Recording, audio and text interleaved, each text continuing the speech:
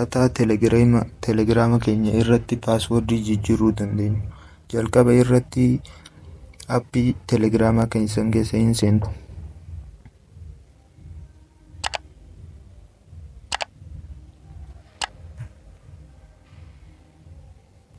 Haala kanaan yeroo isanii fide booda mallattoo sadiin gubbarra jirtu kana hin tuqaastu.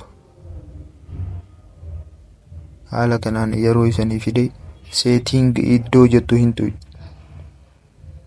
Haala kanaan eegee isanii fide booda ol deemtu. Private and security iddoo jettu hin tuqxu.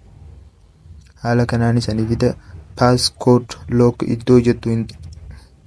Haala kanaan isanii fide paaswoordii keessan kan amma fayyadamaa jirtuun itti galchitu. Lammaffaarra change passcode iddoo jettu hin tuqxu. Paaswoordii haaraa itti galfachuu barbaaddu firii 4 ittiin galchitu. Haala kanaan jechuu lammaffaallee irra deebitanii itti galchitu. Haala kanaan paaswoordii telegiraama keenyaa jijjiirree jirra jechuudha.